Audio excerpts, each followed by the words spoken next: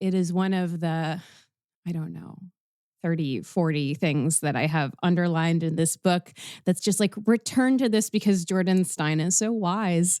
But this one feels especially apropos in terms of the medium that Mhm. we're on. So I'm going to break from our normal cold open convention and start with a quotation for anybody following along at home with their copy of Fantasies of Nina Simone. This is on page 94.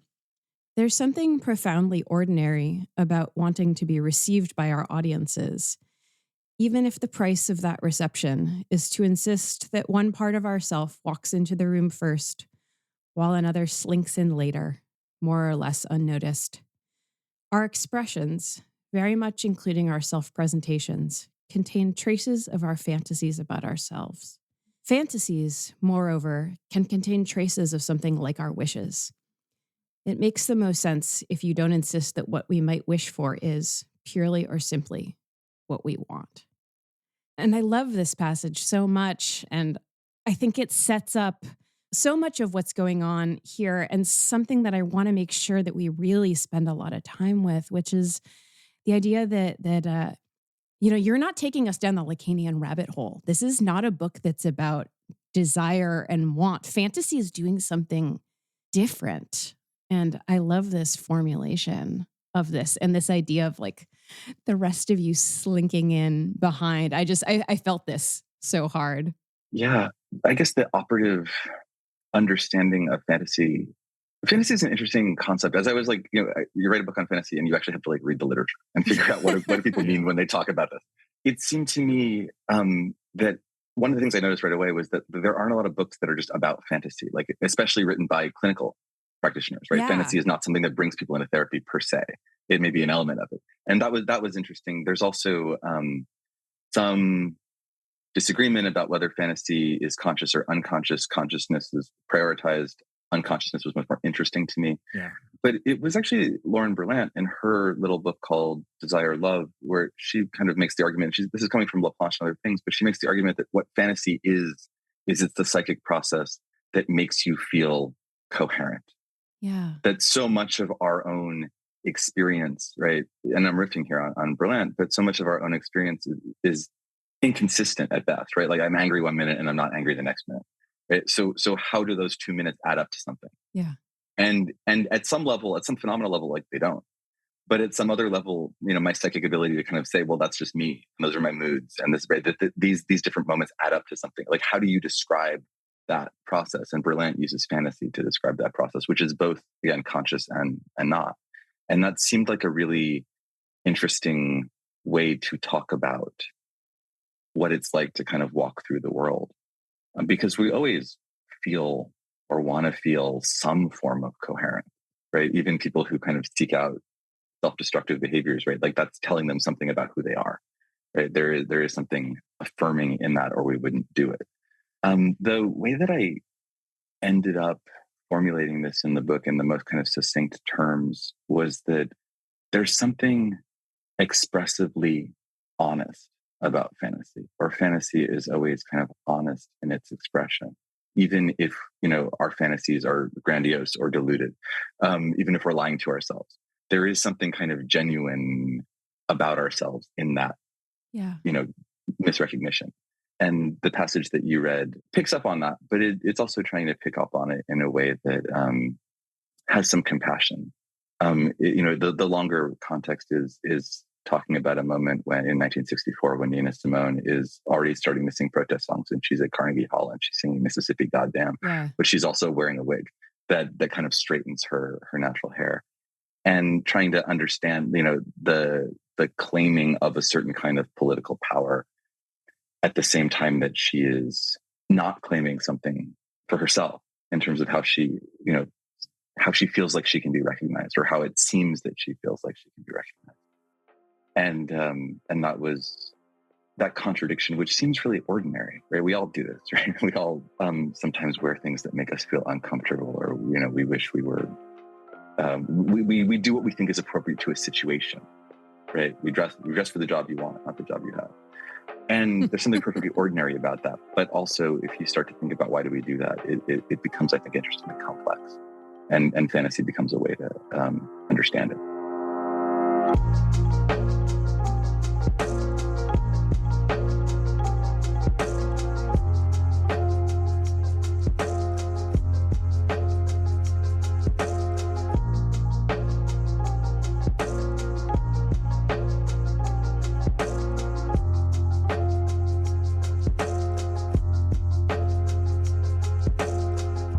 You're listening to Ordinary Unhappiness, a podcast about psychoanalysis, politics, pop culture, and the ways we suffer now. I'm Abby Kluchin. I'm Patrick Blanchfield. And today I am so thrilled to introduce friend of the pod, writer, English and Comp Lit professor, and general purveyor of wisdom, Jordan Alexander Stein. Jordan teaches in the English department and the comparative literature program at Fordham University.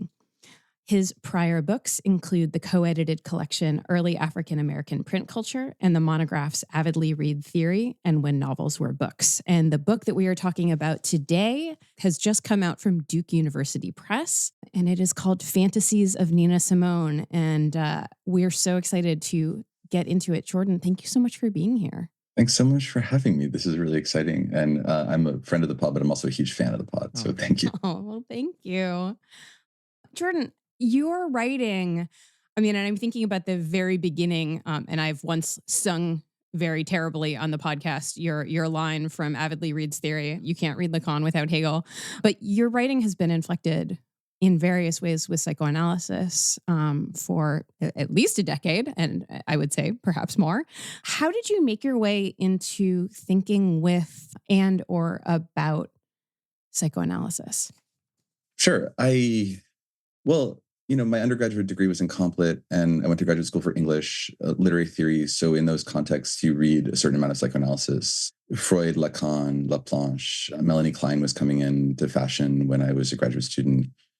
This was all things I read with a lot of interest. It wasn't specifically something, I didn't understand myself to be a psychoanalytic scholar, but I was a fellow traveler. It seemed, especially the language and the vocabulary around psychoanalysis seemed particularly helpful for understanding people's personalities. There are a lot of personalities in academia. And just over the years, out of a certain kind of curiosity, and also out of the kind of conversations that this kind of casual awareness can bring, I started reading more case studies, crossover books, two that were particularly formative for me, around, 10 years ago. Deborah Lubnitz's Schopenhauer's Porcupines, her kind of set of case studies, which I think is fantastically written, and Alison Bechdel's therapy memoir, Are You My Mother?, the graphic novel. Both of those had a big impact on me. Fascinating, sometimes moving, but I think also in the end, a little bit abstract. And so I had this kind of working intellectual relationship to psychoanalysis, a curiosity. But the actual answer to your question is about a dozen years ago, I started seeing an analytically trained therapist for psychodynamic therapy twice weekly, and it completely changed everything. I fell very deeply into the transference experience. I realized in a very firsthand way how much of psychoanalysis was feeling rather than thinking, although there, of course, is plenty of thinking. But, if you've ever read, for example, like Freud on love, and you've ever been in love, you will see that there's an enormous discrepancy between those experiences. Yes. Right? And I think that was, how do you explain what a transference is to someone who hasn't been in one? Right? It's possible certainly to understand the dynamic, but to feel it is quite different. And it really was that kind of gap between oh shit, there's all of this other stuff going on here that the language of psychoanalysis underdescribes or doesn't quite capture, that became interesting to me. And one of the things I thought about as I was writing the book are there ways to kind of capture that, not better than clinical analysts do, but differently, right? As a writer, is this something I could try to work my way into? So those are both answers to the question, I think. There's one line that hit me there are many lines that hit me so hard, but there's one I think that many of our listeners who are writers or academics will also feel is that it's pretty far into the book where you talk about, I'm paraphrasing, but how one of the ways you know how to show love is by paying close analytic attention to something. Yeah. Obviously, there is a kind of intellectual excitement that, right, like we wouldn't write books about things if we didn't like ideas, and at some level like writing, and you have to be, have some interest in the object, right? But I think interest doesn't quite capture the emotional range of experience that goes into writing a book, right? Because like we're interested in lots of things we don't write about. So are there like additional kind of further affective textures? I'm also, you read my biography, but like I'm a book historian. Like I study like 18th century print media. Like Nina Simone is in certain ways like outside of my normal wheelhouse, but it is as a fan that I came to this work, and also as a patient. And I was kind of interested in thinking through these things in different ways. But it seemed important in somewhere in the course of the writing to just admit, like, yeah, no, I care about this, and like because otherwise, like, why am I doing it? It's actually outside my level of expertise. This brings to mind a line where you, fairly early in the book, where you, while accounting for the sort of the different generic features of the book, right? There's going to be biography in here. There's going to be close reading of texts. You're going to, of songs and lyrics as texts, but also there's going to be stuff that is legible as like a history of audiences and reception and criticism and trends in the music industry. And you segment her life in terms of different periods of productivity and interest. But you, in so doing, like producing something that is, interdisciplinary or traverses a variety of disciplines, you acknowledge that part of the quilting point of it is your interest in these things that brings them together. And in a way that I found both disarming in the best possible sense, but also kind of brave too. You have this line, if this announcement, namely this is of your personal investment, makes you, the reader, feel as though you're being held hostage by the writer's ego, the point here is something like, that would have been true even if I had not announced as much. It is a curious thing that academic writing often seems most self-indulgent at the moments it is being honest about its motives. And just, damn. I wondered how people would receive that line, so thank you for liking it. But I do, like, we are behind our writing, right? And that feels like such an obvious point, but there are lots of ways that doesn't get accounted for. I think, and I should say that, like, for many writers it does, but I think for academic writing in particular, the standards are associated with certain kinds of objectivity or dispassionateness that everybody, if pressed, knows aren't solid, but they still are residually the standards. So yeah, and we certainly have, in the last, several dozen years, we have the language of positionality to account for one's relation to a text. But somehow it's much more verboten to be like, I love this thing. I am cathected onto it. And I actually had this feeling. I was like, oh, Jordan gets to write this book because, like, do you know what I mean? Like, this is the book of somebody who has written a bunch of other academic monographs and is like, I get to do this now. I get to have formal experimentation. I get to show you some of my cards, but also I'm going to show you that I'm not showing you all of my cards. I mean, there's like, and there was like a real joyousness to that for me, to be like, why isn't more academic writing like this? Why do we make people pay their dues by performing dispassion and objectivity for so long before you get to say, I actually am trained in this way, and also I'm a person who's drawn to certain things for all sorts of reasons, but that have to do with my fantastical or phantasmagorical relationship to the world that I move through. Yeah.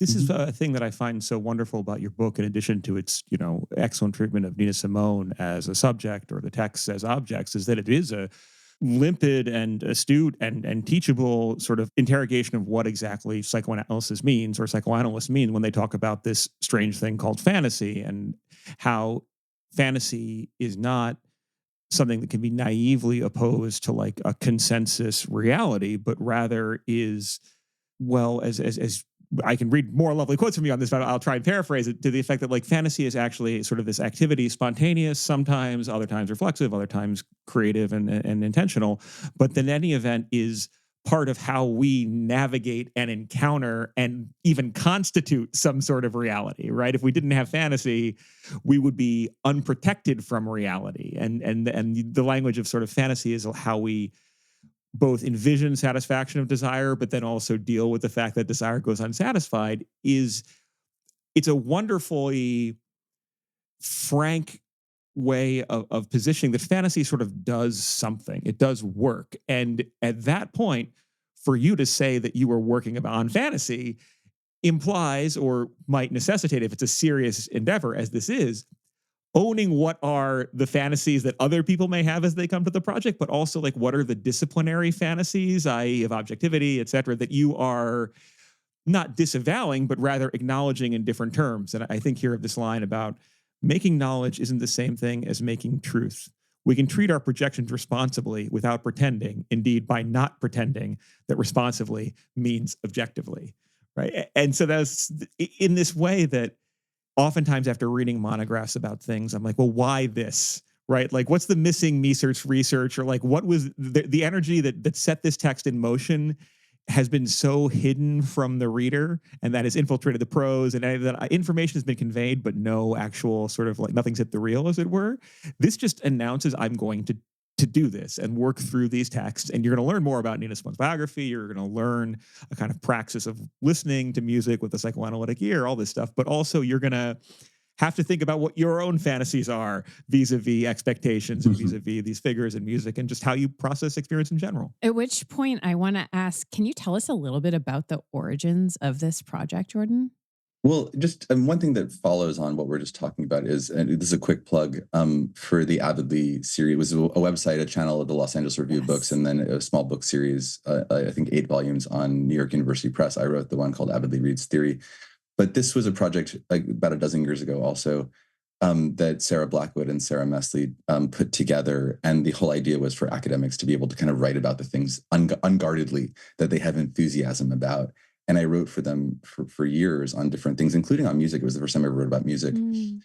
But it really invited exactly the things that you're saying, the disciplinary norms and disciplinary fantasies that we have don't invite. And I really feel like they taught me how to write this book. And I'm incredibly grateful for that moment and that project. So that is, in terms of the things we're just talking about that you're admiring, like it really comes from the work that other people did and that they showed me how to do. I love that series, by the way. Yeah. I've taught a lot of. I've been teaching, especially the Jordy Rosenberg gender trouble on Mother's Day. I've probably cited that so many times on this podcast that people are like, "Shut up about that essay already," but I won't because it's so good. It's so good, but it's so teachable. All of it. This is just a co-signing what Jordan is saying, that you should all go back and read these Avidly essays. But so I guess I was going to say there are 2 origins to this project, but I guess there's 3, and that's one of them.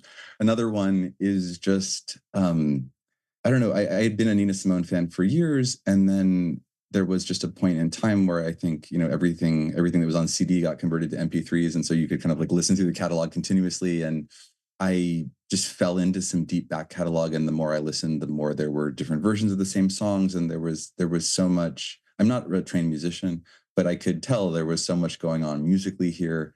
And I got really interested in like how does the range keep expanding? And then because I have a way of turning my hobbies into work, I started to, kind of make a chronology, and I read her autobiography. And I just got really interested, in the person who's behind the author function, who is behind this incredible body of work. The autobiography called I Put a Spell on You is really interesting for a number of reasons. One of them that really caught my eye was the way that Simone talks about her life. There's a lot of pain in it. There's a lot of vulnerability. There's a lot of precarity of different forms. And this struck me as very at odds with the way she is so often kind of held up as an icon, as a symbol of power. And I guess I just got interested in the kind of the discrepancy there. It's not that like one is right and one is wrong, but there's a discrepancy between the way she is talking about herself and the way we talk about her. And I wanted to kind of understand that. I mean, it seems perfectly common that the ways we understand ourselves are not identical to the ways that other people understand us. Like, why wouldn't that be true? But in this case, it seemed like there was a real lack of fit. And I think I wanted to understand that. And so fantasy became kind of a rubric for understanding something, just about autobiography, about life writing.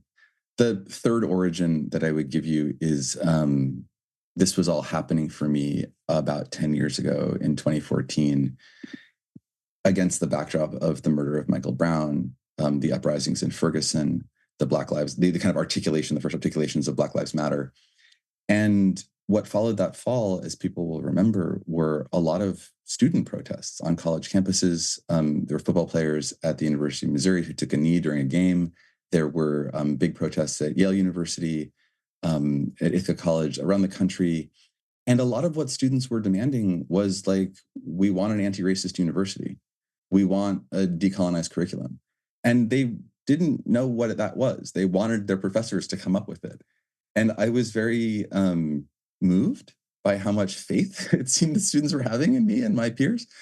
And I was like, okay, well, what would this begin to look like? And it seemed to me that, so part of how this relates is that I thought like, well, Nina Simone was a Black woman. If I was going to write a study of fantasy and use her as a case study, I would have to kind of reckon with the fact that she's a Black woman. And I do. There's racism and sexism and these structures are important to her experience. And there are things I talk about in the book. But it seemed to me that like, that's not necessarily an obstacle to generalization, right? Like nobody, talks about Abraham Lincoln or Thomas Jefferson and like, well, they're a white guy, so that's not everybody's experience, right? So why are we saying, oh, she's a Black woman, that's not everybody's experience?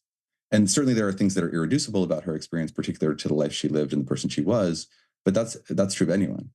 And so there was a kind of anti-racist motive here in saying, to the extent that this is a book about fantasy and there might be people who are interested in reading it for that concept, let's anchor this in a case study that is not a canonical case study and see what happens. Those were just different things that came together in the motives for the book.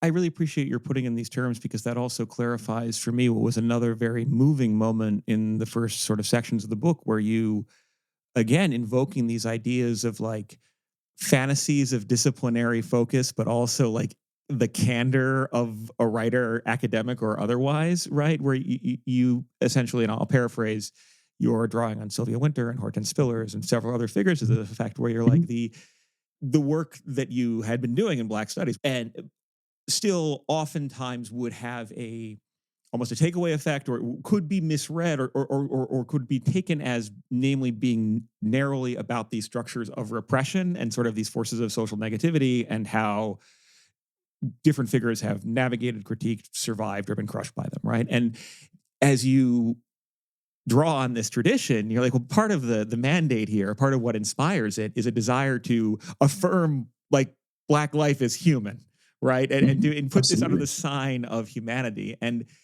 in that sense, it's like voicing that desire is like, I want to engage with this, both with these terms in this disciplinary tradition, yes, perhaps, but also to like not make it about validating a set of theoretical presuppositions, nor still about sort of narrowly treating this person as like a case study to support a particular type of model, but rather to engage in this multi-layered exploration of this person's life and their oeuvre in a way that is legitimately moving and that speaks to what's moving about her as a human being, in addition to these sort of like co-created fantasy alter real institutions that are oftentimes accounted for in terms of the history of racism, etc. We will do. Oh shoot. Maybe we'll do them both. I don't know. Hey, we're in the middle of a revolution because I see the face of things to come. Yes, I do. Before we get into fantasy, and this is the central term that we're working with today, and one of the reasons, since Jordan, when this podcast was still like a twinkle in our eye, like you were like on the list of people we want to come and talk with, and so early when we knew that you were writing about this, I was like, we want to talk to Jordan Stein about fantasy, and we want to make sure we get to do that, but I also don't want to give short shrift to the book, and so before we do what I know Patrick and I will always find the temptation to be like, let's just talk about this idea for a while. Can you, for our listeners, just sketch out the main arguments of the book before we get into the just multiplicity of ways that fantasy is imagined within it? Mm-hmm. I think there's a couple of different arguments that I outlined, but the shortest way to kind of get at this is to say that I get really interested in the course of the book on cover songs. The number of songs that Nina Simone recorded is in the hundreds. The number that she actually wrote herself, it could be counted on two hands. Yeah. Almost all of the material is, in that sense, like there was very little of it. A few things were written for her, but almost all of it was our cover songs, things that other people recorded first. This is not a well-known fact because she was so good at making these songs hers. There was something very definitive about many of her covers, such that people don't recognize them to be covers. I got interested in this as a technique, right? I also got interested in the fact when I made my little chronology, when I turned my hobby into work, what I started to notice was that around 1968, her music starts to shift to covering very contemporary music. She's covering Bob Dylan, she's covering the Bee Gees, she's covering Pete Seeger, Randy Newman. But these are almost all white men. And some of them are younger than her. She's covering, right? And so it seemed to me that there was something going on here about an interest that sort of suddenly emerges in this historical moment or this moment in her life about voicing a different kind of authority, singing a different kind of music. And a few years later, around 1971, it shifts again. And she becomes very interested in Caribbean and Afro-diasporic music. And a lot of people don't kind of know that there was this like reggae, junkanoo kind of moment in Nina Simone's career. And there's a couple different reasons why people don't know that, including the circumstances under which she recorded. But these shifts were very interesting to me. The kind of larger questions were something like, what's being worked out here? What's happening in these performances? How are her fantasies of herself shifting, right? As she's voicing different people. And I don't think I have definitive answers to those questions, but I think if you kind of look in the aggregate at the catalog and at these different moments, there is some amount of psychic work becomes legible in terms of who she's choosing to voice and in what ways. There's a lot of concert footage. There's interesting choices that she makes in terms of how she changes songs and performances subsequently. Richard Elliott, who's a musicologist who has a fantastic book on Nina Simone, just called Nina Simone, but he says that there's a quality of her performances that always feel both improvised and carefully worked out. And that strikes me as so correct.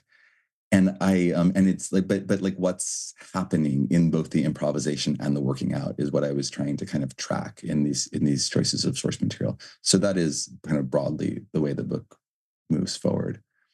This also has some implications, I should say, for biography, for life writing. Like, what does it mean? Like we are always, Adam Phillips says this, but it's right. Like our lives are animated by the lives we don't live. The things that didn't happen, the one that got away, right? This is extremely important to a lot of us psychologically.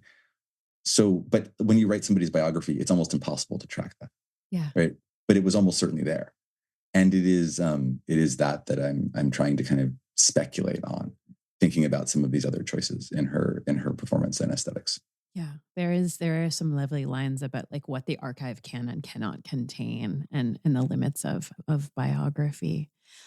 So Jordan, as much as the book is about Nina Simone, it's equally about fantasy and theories of fantasy. And so just to give our listeners a taste of how broad the parameters are of this term in your book, I wanted to read from this list that's early on, which I have to say, as soon as I read it, I was like, oh, this is an Eve Sedgwick-like list. Like there's so much in it. And then when you get to the end, you're like, oh, it could keep going. But so I want to read from this so that our listeners have a little bit of a flavor. But then I want to ask you about why you found fantasy such a generative way to approach Nina Simone as a figure and the many ways in which she and her music signify. But first, a passage. So now I'm quoting Jordan. In the pages that follow, this is from the intro, we will encounter theories and examples of both conscious and unconscious fantasies concerning the bounds around the experience of being an individual. For example, fantasies of a person's omnipotence, of a person's relation, connection, and estimation of themselves relative to others, of the distinction or integrity of oneself, or of how we can be consumed by others or they by us, even to the impossible degree of if I were you, concerning the scale and scope of agency. For example, fantasies that grandiosely exaggerate, masochistically diminish, or indulgently excuse the significance, potential, or impact of a person's actions, including their capacity, aptitude, talent, or influence. Concerning objectivity, or how much can or should be inside or outside any one person's experience. Fantasies that a person or their actions can be comprehensive, total, impartial, or by corollary, fantasies of the satisfaction that accompanies adequacy, being good enough. Concerning violence, fantasies of our own or someone else's destruction and or survival of destruction.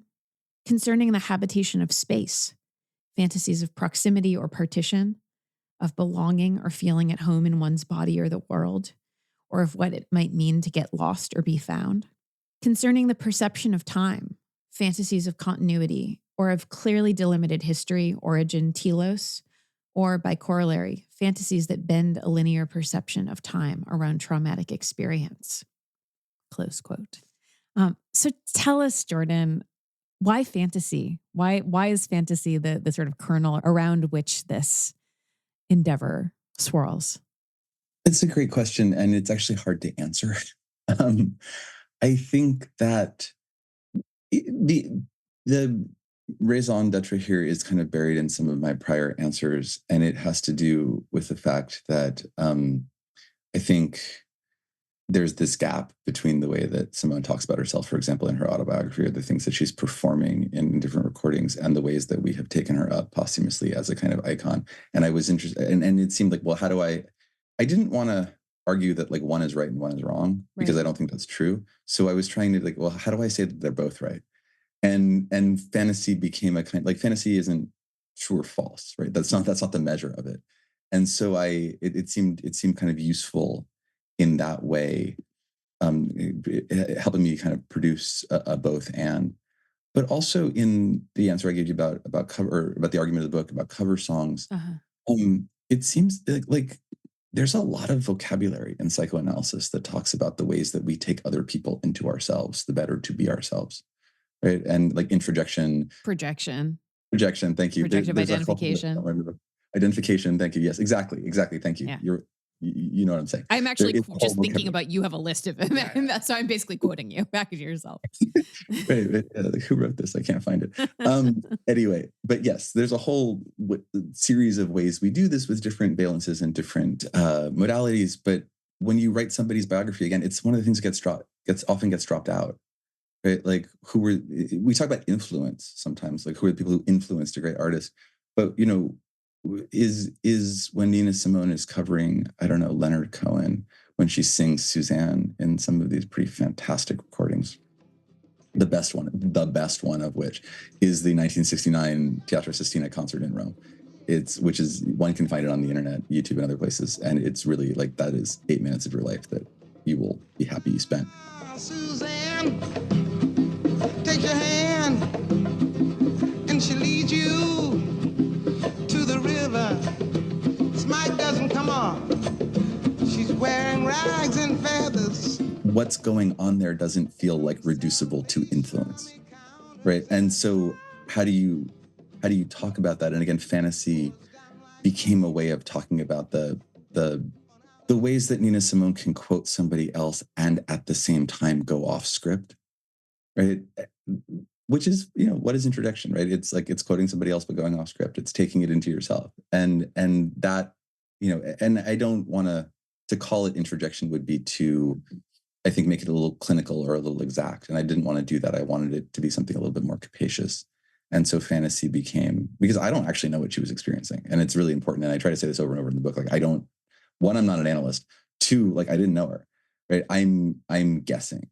I'm making educated guesses. I'm trying to feel my way towards something that, empirically, it's impossible to prove. So fantasy becomes, because fantasy isn't about truth or falsehood. It's about, like the complexities and textures of our own experience and our experience of other people and their experience of themselves. And those are the things I was trying to tease out.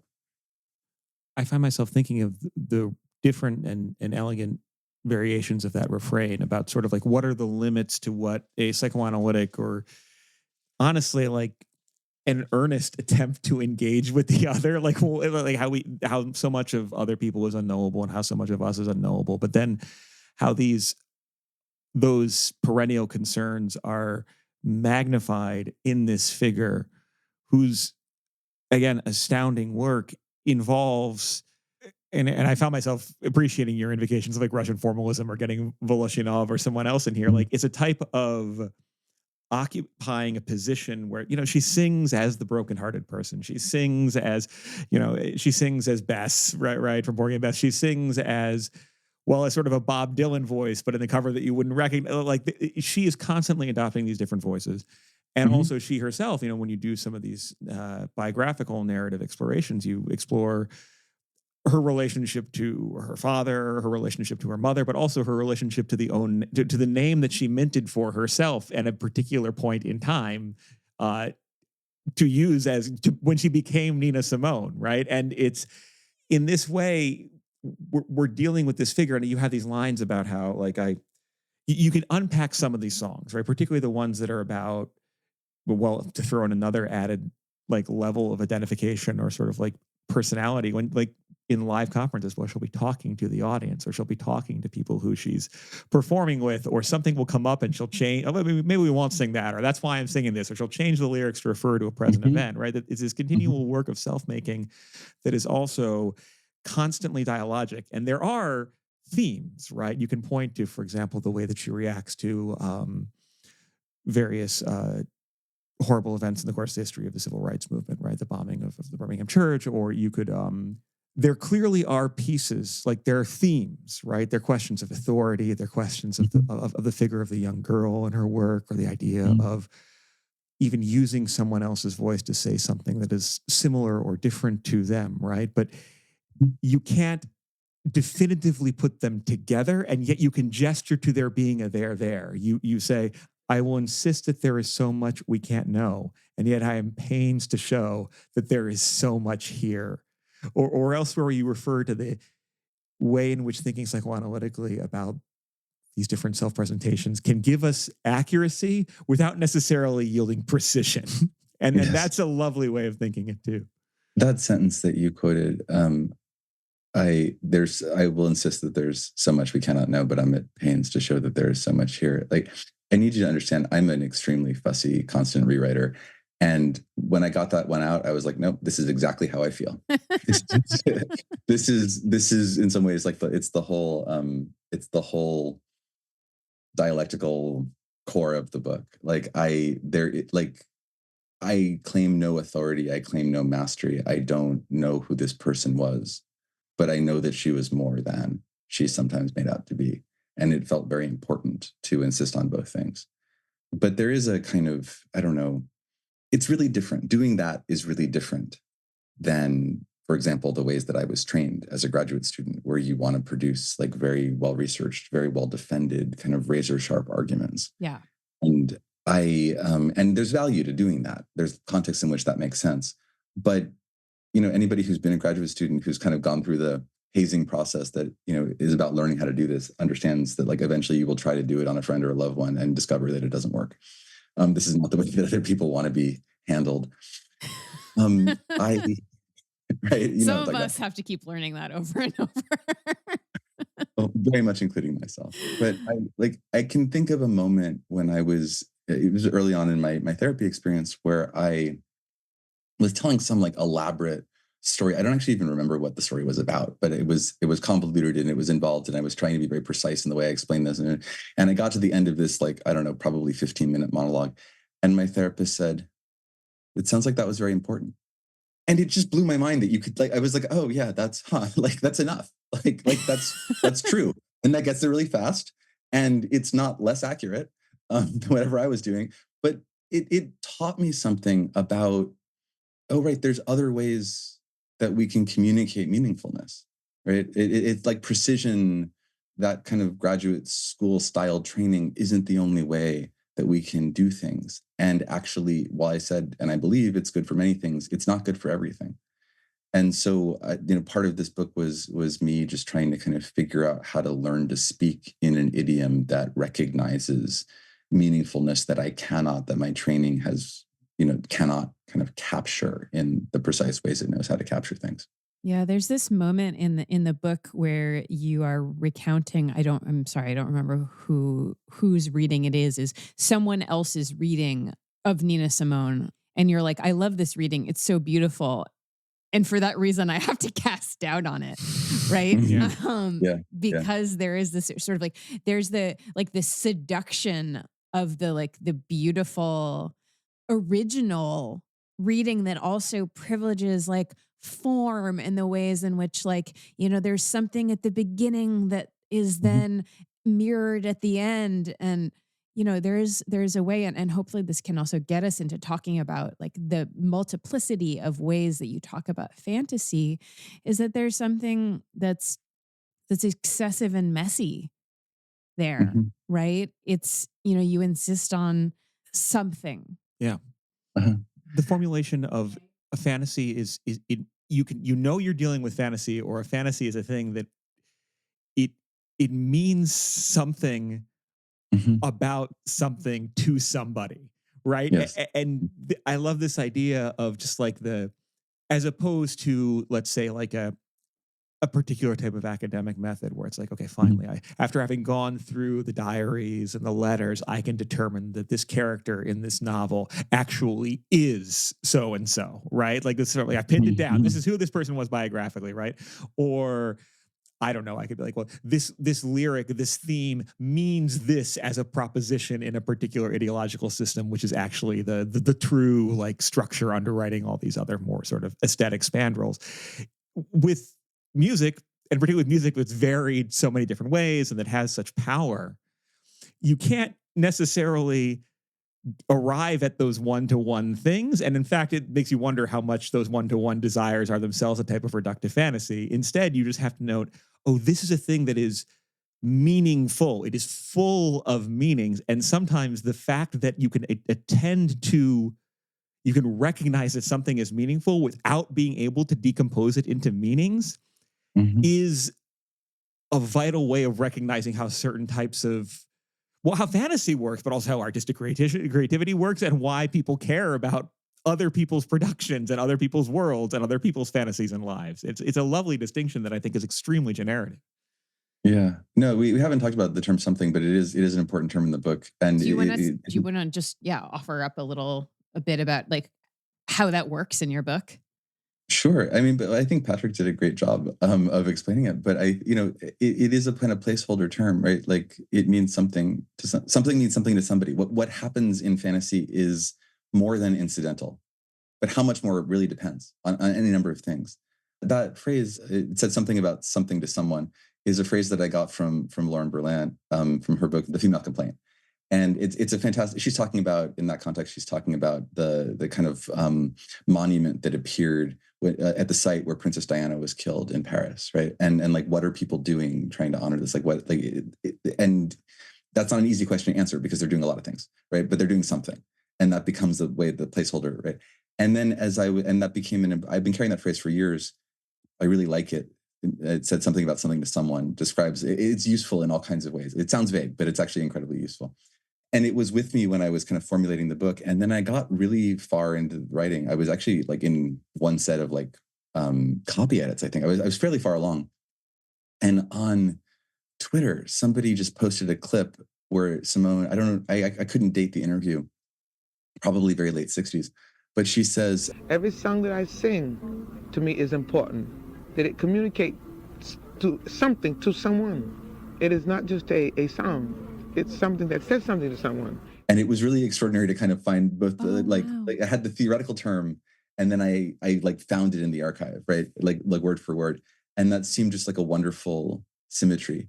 So it's both a way that I was understanding Nina Simone, but it turns out to be a way that Nina Simone was understanding herself. And I feel like the happiness of that accident in the research just feels really wonderful to me.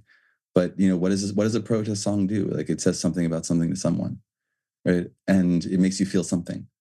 And we can get more specific in an individual way. We can talk about our experience. We all have terms to describe our own experience. But also sometimes our experience exceeds the terms we have to describe it, right? And so something becomes as good a way to explain it as anything else. And for these reasons, something ends up being a kind of important term in the book. I think I should say also that I think my editor at Duke University Press, which is a scholarly press. I think she thought this was really funny, that I was making a kind of theoretical case for some. I mean, she was very supportive, wonderfully supportive, but it was, yeah, like that I was actually kind of making a theoretical argument about something. And there is something a little cheeky there, but it really, I think, actually does work in a useful way. And again, I think Patrick described it so generously. I made a list, not an exhaustive list. I mean, I feel like one of the themes here has already been like things that are inexhaustible and can't, tidally point like X means Y, right? But here's my tentative list of like ideas about fantasy that I got from Jordan Stein's recent book, Fantasies of Nina Simone. Meaningfulness rather than meaning. Fantasy is about that. Fantasy as not desire. Fantasy as defense. Fantasy as coping mechanism, fantasy as related integrally in some way to narrative, plot, story. And here I'll actually include a line that I loved, which is fantasy as, quote, the stage on which desire's plot is rehearsed. Fantasy, and we've already covered this, as a way of insisting on something that doesn't resolve into one thing or another. And fantasy as something that has to be thought in relation to reality. So obviously, like, we could talk about this for forever. And I think we've hit on a couple of these. And some of them do belong to particular thinkers, right? This idea of fantasy as a coping mechanism is something that you deal with in the context of Dan's favorite psychoanalytic theorist, Wilfred Bion. And, you really... There is, I spent a lot of time in the footnotes of this book. It seemed early on that you were kind of like, not like no Lacanians allowed, but like, this is fundamentally like you're looking in a different archive here because you are saying like desire and want are essential to fantasy, but not in a real way at like the heart of it. We're talking about, just even when we're talking about this something, or when we're talking about meaningfulness rather than meaning, we're talking about like a kind of overflow and excess rather than a lack or gap. Yes. And that seems to me important. But I wonder if we can just kind of bat around some of the ways in which fantasy, works or gets deployed here. Because I will suggest also that these, and this is not a complaint, that these are not all compatible definitions, which is fine, because to invoke Eve Sedgwick yet again, this is not a book that is about things lining up. It is actually very much about looking at where things do not line up. I'll just do a perhaps clumsy bit of ground clearing, right? And say that sort of the semantic field that this word fantasy occupies or activates for the average, typical, hypothetical, whatever person, right? Immediately sort of... Man on the street? Yeah, the man. I don't really. I'm conjuring some sort of. I'm sure we could validate this with like Google search term rankings, whatever, right? But like we have fantasy as like we think that means it's a genre, right? It involves Gandalfs and orcs and whatever, right? I think there's only one Gandalf. Well, there are two actually, right? I mean, there's okay, whatever. Right. And by extension, thus involves outlandish things that are unrelated to what is present in the real, right? It involves that type of magical thinking, you might even say. Then I think a lot of people will think about fantasy first and foremost in terms of like sexual sort of thought, where if you were to say, and I think this frisson still exists, where if you say to someone who isn't versed in psychoanalysis, well, I had the fantasy about you're walking into that. Well, like, the moment you say the words, well, I have a fantasy, or I want to share a fantasy, you can see other people kind of brace, being like, uh-oh. Do I need to call HR? Yeah. So there it's understood to be a type of like, it has a frisson of kink somehow. Like it's an invitation to something that's private that maybe you shouldn't be sharing, or perhaps you're sharing with someone who is, a person who you share it with, but in any event, it's a fraud encounter, right? But this is those sort of everyday language things, which I think we could trace back to, or we could connect to a more broadly psychoanalytic understanding, are not quite what you're going at here, insofar as that you're thinking about fantasy as I don't want to put words into your mouth or impose them on the text, but one way we might, just to frame it for the audience, would be like it's a feature of mental life, right? Or it's a capacity, or it's just a thing we kind of do as part of thinking. And in this sense, fantasy, you might say, I'm being very classically Freudian, is just stuff that occurs to you, scenarios, scenes, daydreams, yeah, the what ifs, the momentary desires or flashes where it's like you want to slap your boss in the face, right? Like they're brief things that sort of occur to you, but that clearly that articulation of it as a passive thing that just sort of arrives doesn't do justice to the fact that it also seems to emanate from within in some way, and also can gain currency as an expression when expressed into the world, or that other people can sort of find their own fantasies mimetically mirroring or existing in some sort of relationship with. The way that I came to understand it, which may not be a comprehensive way, is right, you have desire is a very fundamental part of everyone's experience, and whether we think desire is based in drive or whether we think it's something else, but desire sets its sights on objects, and the only rule that desire actually has to respect is the rule of time, right? Which is to say, like satisfaction, the thing that comes after desire, will change desire, but nothing else will. And right, so desire has a yet is its watchword. Fantasy, the way I understand fantasy, and I think and some of this is, coming through Freud and others. I spent a lot of time with the La Planche and Pontalis, like dictionary of psychoanalysis, kind of thinking about how they're formulating, summarizing this.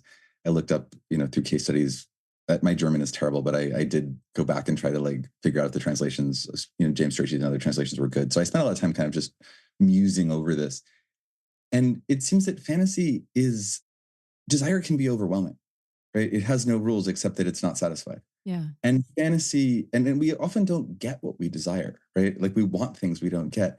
And so fantasy is often understood as the way that the unmet demands of desire can like be made to cohere. It was very interesting to me when I started to catalog this, the way that almost everybody who writes about fantasy writes about it in spatial terms. It's a setting, it's a scene, it's a stage, right? And so, to put this in like extremely overly simple terms, right? Like whatever my desire might be for a piece of cake, and right, that's my object of desire, and we can say, well, that's it's my mother's breast or whatever. We can imagine what the cake stands in for, right? But at the moment that I can say to myself consciously or unconsciously out loud or in my head, I'd be like, oh, on the way home from work today, I'm going to stop at that bakery I like and get a piece of cake. I've now told a story, right? I've imploded my desire into a series of actions that, by the way, haven't happened, right? They could happen. I could do that. I could not do that. But what am I doing? I'm having a fantasy. And what is my fantasy doing? It's making my desire bearable, right? And I think that relationship between fantasy and desire is it's one I try to define in the book, but it's what I try to mobilize, right? Like it's hard to talk about what other people want. You can guess. Sometimes they'll tell you. Sometimes when they tell you, it doesn't actually capture everything that they're feeling. But you can certainly, I think, more easily in some ways, listen to the kind of stories that people tell themselves to sustain themselves, to locate themselves in the world, quite independent of like what's overwhelming them or what needs or desires or drives or whatever else is animating them. And I think that work is fantasy. It's very important to me in this book. And I think this is, I say at one point, like, I have no original theory of fantasy. I think this is the closest I get, is a certain insistence that this really, really does happen at the unconscious level. Yeah. Right? It's not just, there are psychoanalytic writers and thinkers who agree with that. And Michael Ballant is one of them. And I think his account is actually quite clarifying. But I really want to insist that like this is happening kind of all the time. We are living in a world, right, that is in some very fundamental way indifferent to our needs and our desires. And we are having to go on being in that world. And that requires any number of very ordinary, very basic, very low-level workarounds, right? It takes work to live in a society. Your needs are not met all the time. And there's a huge, not met, there's a huge range of things that are not met. Like there are people in real deficit and want, and there are people who are just frustrated. But like, at some individual level, those experiences are related.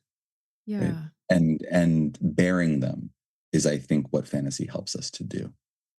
I mean, you're making me think about the ways in which, even though fantasy doesn't represent closure, like there's something like in like the kind of like classic Lacanian formulation about like how desire involves lack, and to achieve the object of your desire, well, then you don't want it anymore. You no longer have desire. Satisfaction marks precisely nothing other than like the opening up of more desire. Whereas like I've been thinking as you've been talking about like their way in which fantasy has this function of providing a certain amount of coherence, because it also has this palliative function, right? Mhm. And sometimes it's actually better sometimes to fantasize about having the cake than to actually have the cake.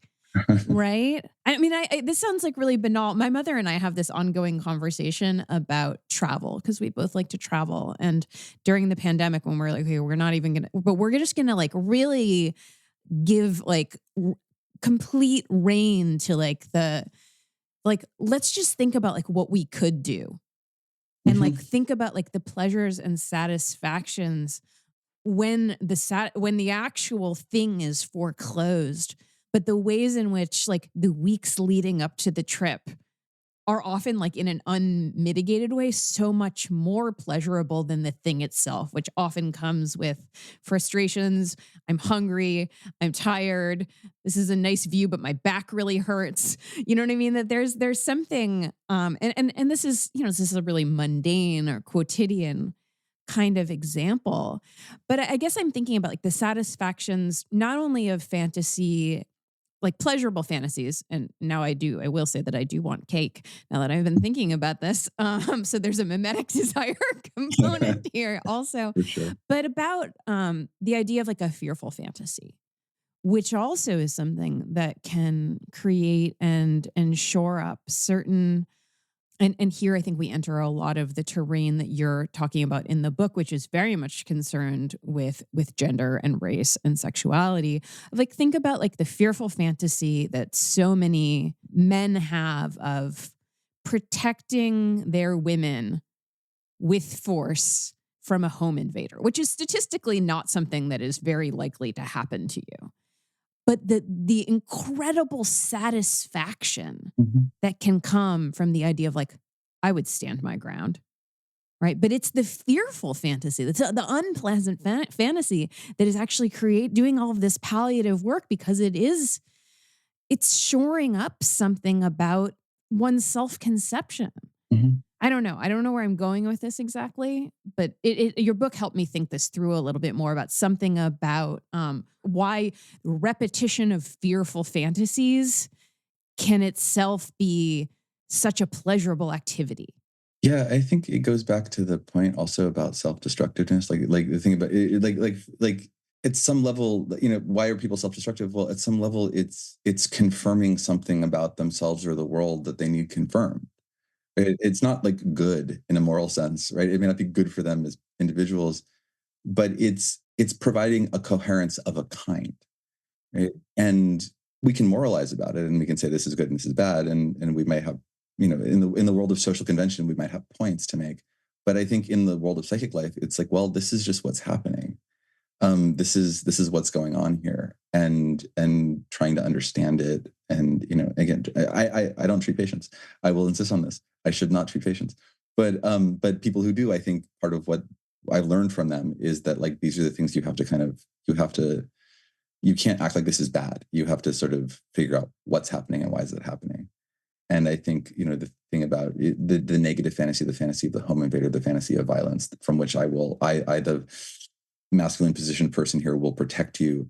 What is that? Whatever else is going on there, I think it's telling me, the masculine positioned person who's protecting, that I can protect. It's affirming something, and sometimes, yeah, like sometimes that affirmation, the affirmation ourselves need, comes from incursion, threats, right? And that's just, I think, how it works sometimes.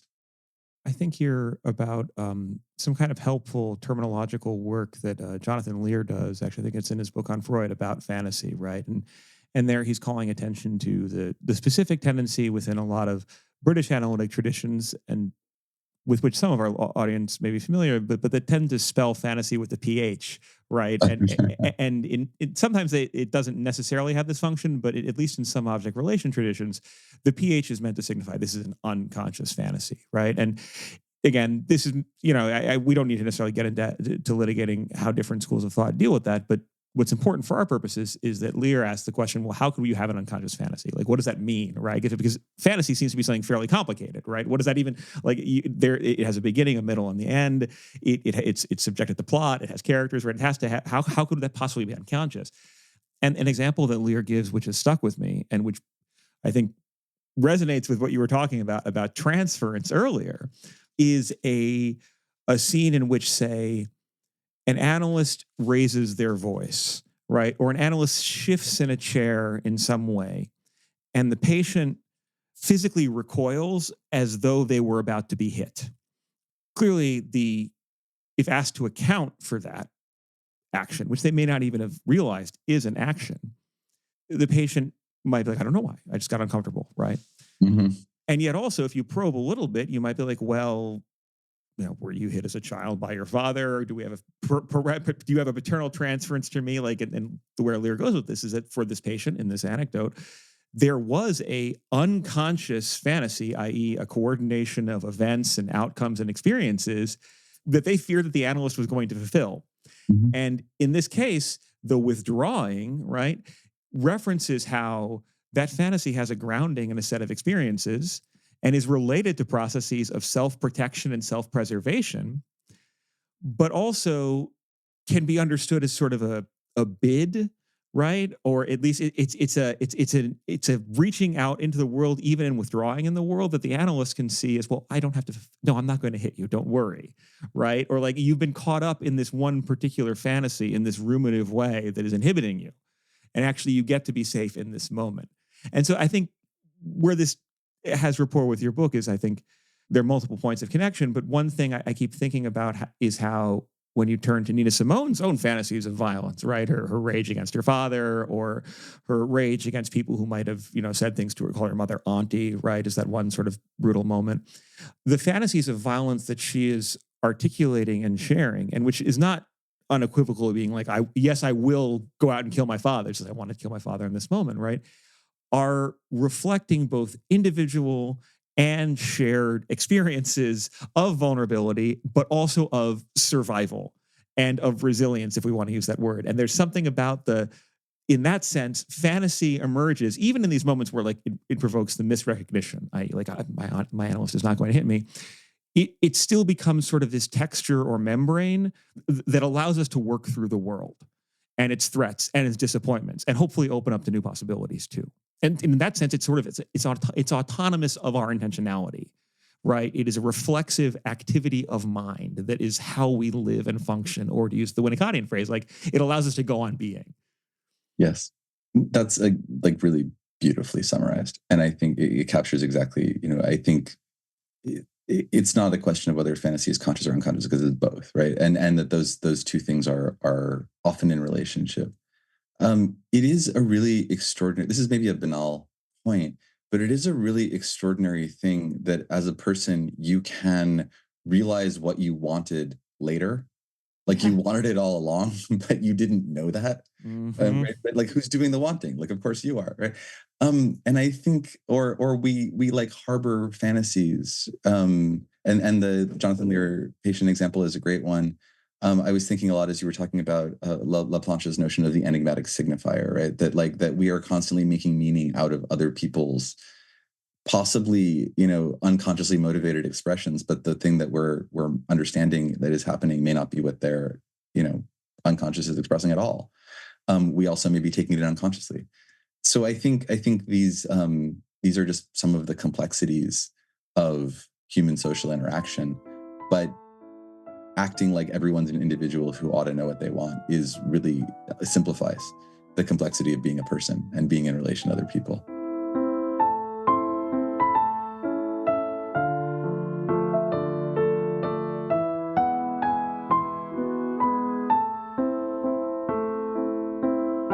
Jordan, I feel like it is an occupational hazard for the two of us that to want to dwell on fantasy, but I want to make sure we get to ask you a question that is really about Nina Simone also. I want to bring a quotation in from around the middle of the book where you write, and you've just rehearsed a whole suite of different ways of conceiving fantasies. And then you say, quote, "What these theories of fantasy cannot wholly explain is the way some people or objects or ideas solicit our cathexes more consistently, more intensely than others. Indisputably, Nina Simone was and remains a magnet for such intensity," close quote. So can you tell us a little bit about how you explain the way that she has been and remains such a potent site for inviting fantasy on the part of so many others? I can try.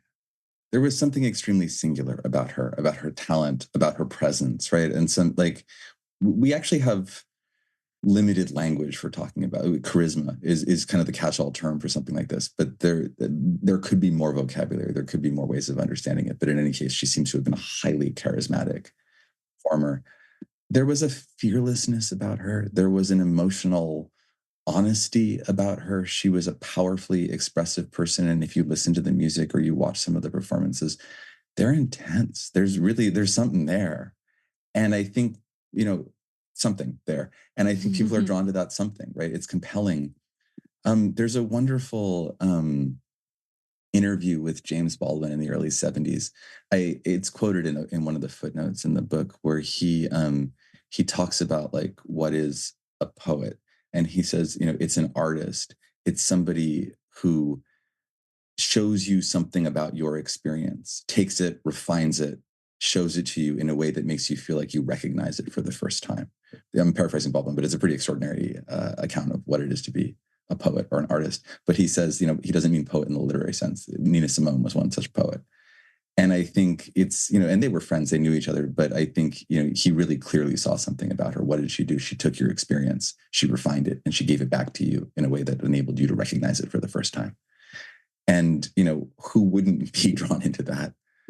One of the things that I am aware of in the book that and this may be my own fantasy or my own tics here, but I imagine it has to cost a person quite a lot to be that person. I don't think it's easy. And I think I understand Simone's aggression and other things kind of in relationship to her magnetism.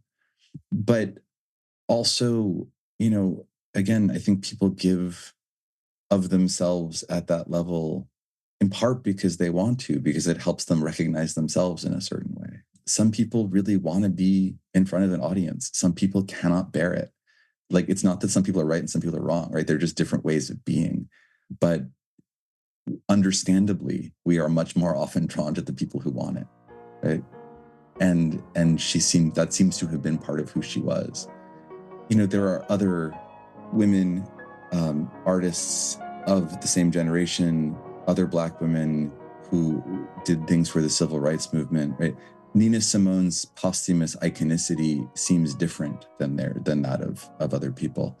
And that seems meaningful to me. And I wanted to understand some of that meaningfulness.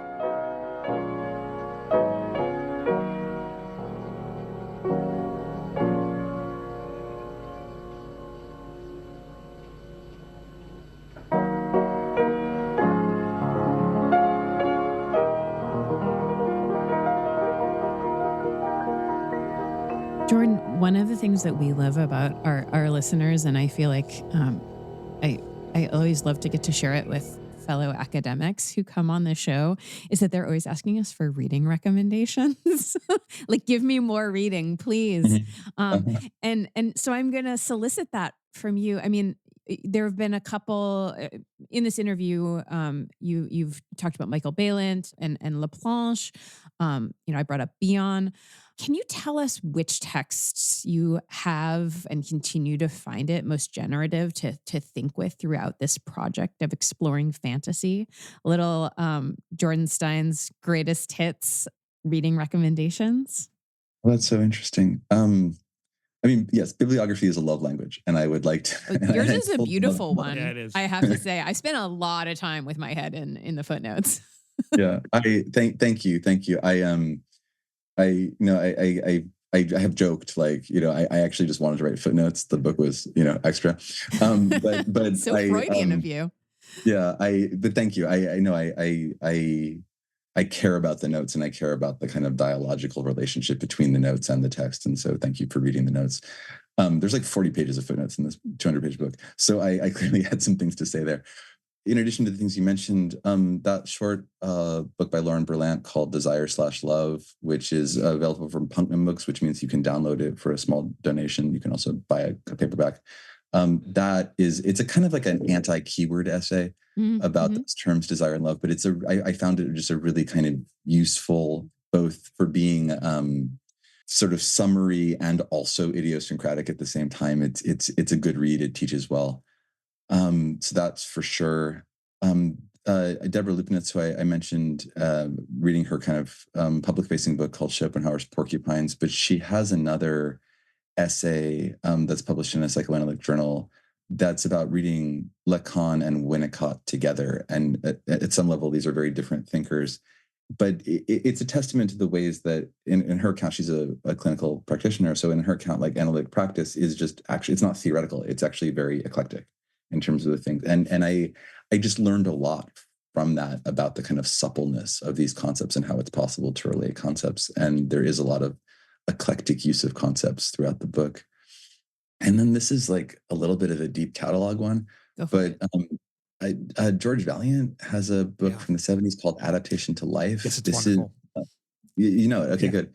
It's because this is the famous kind of longitudinal Harvard study where in the 50s they wanted to study normal, quote unquote, normal people. So they found 50 Harvard undergraduates, and they just followed them throughout their lives, and all men, and because it was the 50s, and this every decade there's a different write-up. I think the experiment is now concluded, but this is one from the 70s. It's catching these guys kind of in midlife, and it's just a really interesting account of the ways that people kind of live differently and adaptation. This book was published at the moment where the language of adaptation rather than defense, for example, was kind of coming into psychology. And it's just, I find it a really compelling book. It really stayed with me in a funny way. It's one of those things I can't point to what I learned from it, but I feel like I learned a lot of how to kind of think with other people and their lives and their choices. And their individuality, right? And still try to kind of understand something about a pattern. So those are three. But the bibliography of my book is half, concert reviews and scholarship on Nina Simone, and the other half is a lot of psychoanalytic writings. And it's even for me, it's a bit eclectic. But I did not cite anything I didn't like. So I would say, and there's a lot of Black studies in there too. And I think that it's worth saying that while Black studies is not always or consistently psychoanalytic in its orientation, the academic Black studies is doing some of the most far-reaching work at this moment in just kind of trying to confront what reality is and what it could be. And so it was very, very generative to be thinking with that work. Jordan, can you tell us where people can find the book? And also, am I right in thinking that there is an accompanying Spotify playlist that folks might be able to access? That is right. So the book is available wherever academic books are sold. You can buy it also from the Duke University Press website. If you go to the Duke University Press website, they on the books page, they have a link to a Spotify playlist that I put together. It's about 4.5 hours long. And it plays every song that I talk about in the book in order. Every song that was on Spotify in order. So it's a little bit of an eclectic list, but it was fun. It was a different way of encountering the material, and I really enjoyed putting that together. If you don't want to go to the Duke University Press website and find that, you can find it on the Duke University Press Spotify page. So it is you can go there. I didn't know that there was a Duke University Press Spotify page. This is books have playlists, and which is a lot of fun, actually. Jordan, thank you so much for being here today. Truly, it's great. This is like I said, huge fan of all the things you're doing here. And it's an honor to be part of it. So thank you.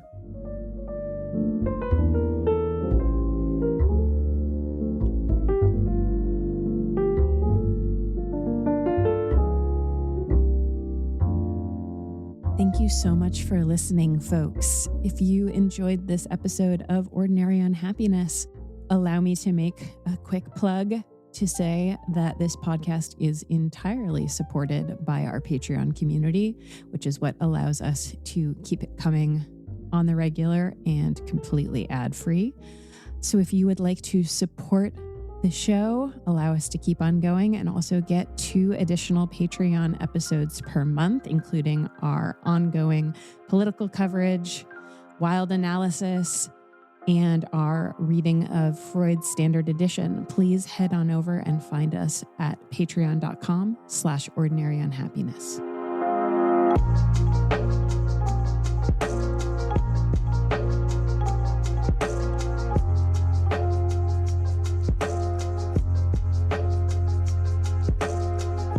This has been an episode of Ordinary Unhappiness, a podcast about psychoanalysis, politics, pop culture, and the ways we suffer now. I'm Abby Kluchin, and today I was joined by Patrick Blanchfield and Jordan Stein. This podcast is produced by Dan Yowell. Theme music by Formal Chicken.